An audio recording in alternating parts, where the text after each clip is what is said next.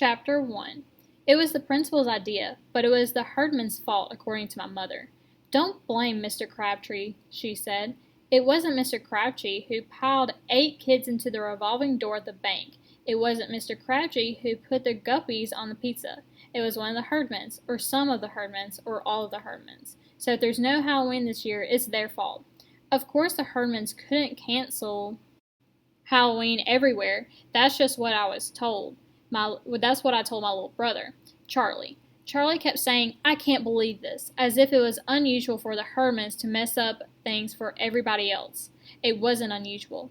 There were 6 Herdmans: Ralph, Imogen, Leroy, Claude, Ollie, and Gladys, plus their crazy cat, which was missing one eye and half its tail and most of its fur and any good nature it ever had. It bit the mailman and it bit the Avon lady, and after that it had to be kept on a chain, which is what most people wanted to do with the Herdmans.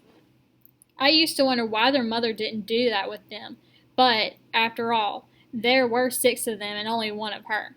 She didn't hang around the house much anyway, and you couldn't really blame her. Even my mother said you couldn't really blame her. They lived over a garage at the bottom of Sproul Hill, and their yard was full of whatever used to be in the garage. Old tires and rusty tools and broken down bicycles and the trunk of a car. No car, just the trunk. And I guess the neighbors would have complained about the mess, except that all the neighbors had moved somewhere else. "Lucky for them," Charlie grumbled. "They don't have to go to school with Leroy like I do." Like we all do, actually. The Hermans were spread out through Woodrow Wilson School, 1 to each grade, and I guess if there had been any more of them, they would have wiped out the school and everybody in it. As if they'd wipe out Flag Day when they stole the flag, and Arbor Day when they stole the tree. They had ruined fire drills and school assemblies, and PTA bake sales, and they let all the kindergarten mice out of their cage and then filled up the cage with guinea pigs.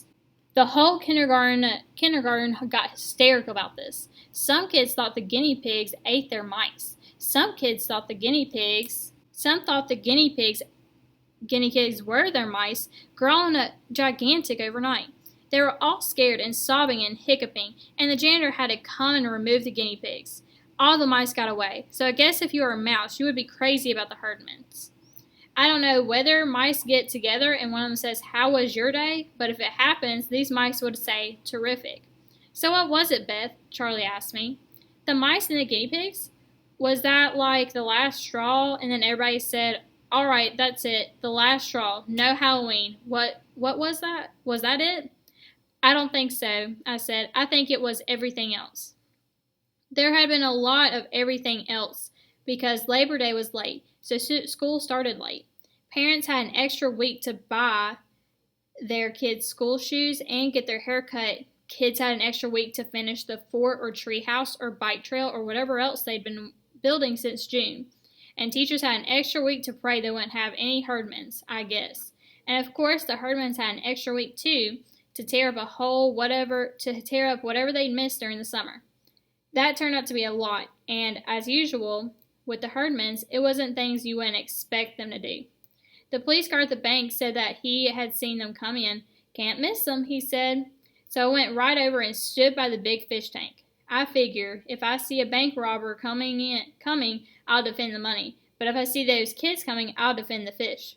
He shook his head and sighed. Didn't occur to me to hang around the revolving door. Nobody got hurt, and everybody got out all right. But they had to call the fire department and take the door apart, and they had to close the bank till they got the door back up. The fire chief said he never saw anything like it. 2 kids, he said, maybe even 3 kids might go in that door at the same time to see what would happen, but this was 8 kids. What you had was one section of a revolving door full of kids. Couldn't move the door forward, couldn't move it back, had to take it down, unless, well, you couldn't just leave them in there. This was supposed to be a joke, but most people thought it would have been a great opportunity to shut the Herdmans up somewhere, even a revolving door. It would have been a great opportunity, except that by then it wasn't Herdmans in the door. It was 8 different kids, including Charlie. "Why?" my father asked him. "Why would you follow the Herdmans anywhere, let alone into a revolving door?" Charlie shrugged and looked up at the ceiling and down at the floor and finally said he didn't know. "It was just that they were all around," he went on. there were Herdmans in front of us and Herdmans in the back of us, and then Ralph said, "Let's see how many kids will fit in that door," and so he shrugged again. The bank manager was mad because of his door, and the bank guard was mad because he picked the wrong thing to guard, but nobody blamed him. How could he know what the Herdmans were going to do? Most of the time, I don't think even the Herdmans knew what they were going to do. I don't think they planned to mix up the mice and the guinea pigs until they happened to see some guinea pigs, and I don't think they decided to find some kids and shove them into a revolving door until they happened to see the door and bounce and a bunch of kids all at the same place at the same time. There probably wouldn't have been any trouble at the pizza parlor either if Mr. Sinatro hadn't introduced a new variety, sardine pizza, and that wouldn't have caused any trouble if Boomer Marlone didn't have to get rid of his guppies. Boomer started out with 2 guppies in a fishbowl, and by the next week he had about 100 guppies in jars and bottles and bowls. Miss Malone told my mother that she even found guppies in ice cube trays. Boomer's original idea had been to sell the guppies, but he had finally had to pay Leroy Hardman 50 cents to take them away. According to Glady's, they were going to dump all the guppies into their bathtub and then charge kids a quarter to come and see the guppies go down the drain all at once. It won't hurt them, Glady said. They'll just go wherever the water goes and swim around. They'll like it. Maybe so, but it never happened. Before they got the guppies home to the bathtub, Leroy and Claude and Glady stopped in the pizza parlor, saw 6 sardine pizzas on the counter, and immediately swapped guppies for the sardines. Nobody ever did think that sardine pizza would be a success, but Mr. Santoro said after that, sardine pizza didn't have a chance. The customers agreed. One man said he didn't think he'd ever eat any kind of pizza again. "Wasn't looking," he said. "Took a bite, and the next thing I knew, there was a half a guppy in my mustache." Though there really wasn't any last straw, but by the time school finally started, so many people were so mad at the Herdmans for so many reasons that you knew something was going to happen.